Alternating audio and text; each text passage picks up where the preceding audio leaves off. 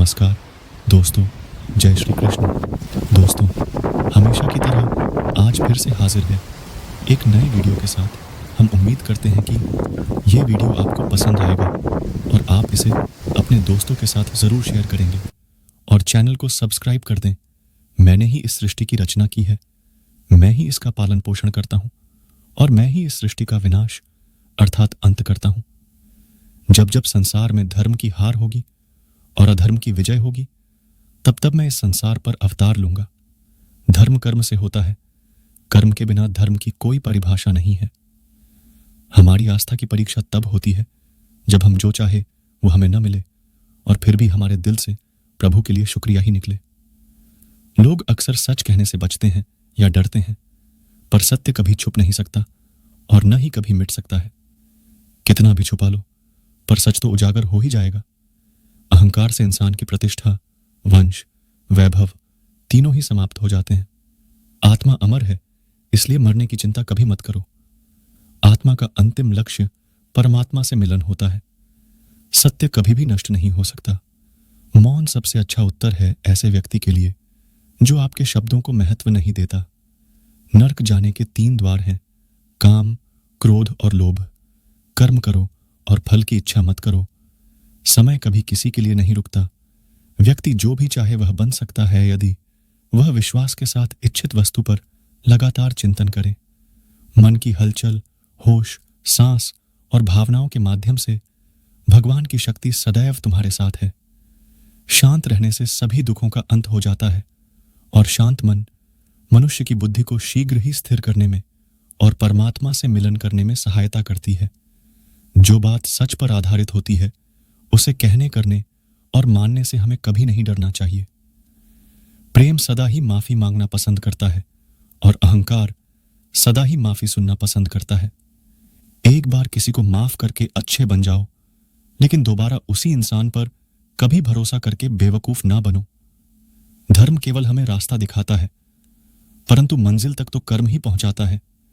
इंसान की इच्छा पूरी नहीं होती है तो उसका क्रोध बढ़ता है और उसकी इच्छा पूरी हो जाती है तो लोभ बढ़ता है। इसलिए जीवन की हर स्थिति में अपने धैर्य को बनाए रखें। जिस मनुष्य के चारों तरफ नकारात्मक ऊर्जा वाले लोग रहते हैं, उस मनुष्य का मंजिल से भटक जाना निश्चित है। आज यदि आपके दिन बुरे चल रहे हैं तो कल अवश्य ही अच्छा होगा। आप केवल निस्वार्थ भाव से अपना कर्म कीजिए। जो मार्ग ईश्वर ने आपके लिए खोला है उसे कभी भी कोई बंद नहीं कर सकता है। मनुष्य का जीवन केवल उसके कर्मों पर आधारित होता है। वह जैसा कर्म करता है उसका जीवन वैसा ही हो जाता है। जीवन में आधे दुख इस वजह से आते हैं क्योंकि हमने उनसे आशाएं बना रखी है जिनसे हमें नहीं बनानी चाहिए थी। जिस मनुष्य ने अपनी जवानी में बहुत सारे पाप किए हो उसे बुढ़ापे में नींद नहीं आती है। व्यक्ति का सुख दुख, मान अपमान, लाभ हानि का एहसास करना मन की शरारत है। आत्मा का इससे कोई लेना देना नहीं है। जब यह संसार ही स्थायी नहीं है तब इस संसार की कोई वस्तु कैसे स्थायी हो सकती है। मैं इस संसार के सभी जीवों में विद्यमान हूं। मैं चींटी में भी हूं और हाथी में भी। संसार के सारे रिश्ते नश्वर हैं और केवल शरीर से जुड़े हुए हैं। जैसे ही व्यक्ति की मृत्यु होती है और आत्मा शरीर को छोड़ देती है, आत्मा का शरीर से जुड़े रिश्तों से कोई नाता नहीं रहता। मेरे तुम्हारे हम सबके कई जन्म हो चुके हैं। ना तो यह मेरा आखिरी जन्म है और ना ही यह तुम्हारा आखिरी जन्म है। महाभारत के आदि पर्व के अनुसार एक दिन राजा पांडु आखेट के लिए निकलते हैं। जंगल में दूर से देखने पर उनको एक हिरण दिखाई देता है। वे उसे एक तीर से मार देते हैं। वह हिरण एक ऋषि निकलते हैं तो अपनी पत्नी के साथ मैथुनरत थे। वे ऋषि मरते वक्त पांडु को शाप देते हैं कि तुम भी मेरी तरह मरोगे जब तुम मैथुनरत रहोगे। इस शाप के भय से पांडु अपना राज्य अपने भाई धृतराष्ट्र को सौंपकर अपनी पत्नियों कुंती और माद्री के साथ जंगल चले जाते हैं। जंगल में वे सन्यासियों का जीवन जीने लगते हैं, लेकिन पांडु इस बात से दुखी रहते हैं कि उनकी कोई संतान नहीं है और वे कुंती को समझाने का प्रयत्न करते हैं कि उसे किसी ऋषि के साथ समागम करके संतान उत्पन्न करनी चाहिए। कुंती पर पुरुष के साथ नहीं सोना चाहती तो पांडु उसे यह कथा सुनाते हैं। प्राचीन काल में स्त्रियां स्वतंत्र थीं और वे जिसके साथ चाहे उसके साथ समागम कर सकती थीं, जैसे पशु पक्षी करते हैं।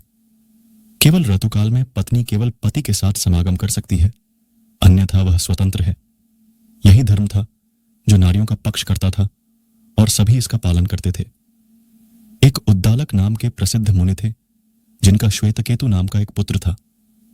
एक बार जब श्वेतकेतु अपने माता पिता के साथ बैठे थे, एक ब्राह्मण आया और श्वेतकेतु की मां का हाथ पकड़कर बोला, आओ चलें। अपनी मां को इस तरह जाते हुए देखकर श्वेतकेतु बहुत क्रुद्ध हुए, किंतु पिता ने उनको समझाया कि नियम के अनुसार स्त्रियां गायों की तरह स्वतंत्र हैं, जिस किसी के भी साथ समागम करने के लिए। इन्हीं श्वेतकेतु के द्वारा फिर यह नियम बनाया गया कि स्त्रियों को पति के प्रति वफादार होना चाहिए और पर पुरुष के साथ समागम करने का पाप भ्रूण हत्या की तरह होगा। पांडु और भी कथाएं सुनाते हैं और कुंती को विश्वास दिला देते हैं कि पर पुरुष के साथ संतान पैदा करने से उन्हें पाप नहीं लगेगा। मित्रों, कैसा लगा आपको हमारा यह वीडियो?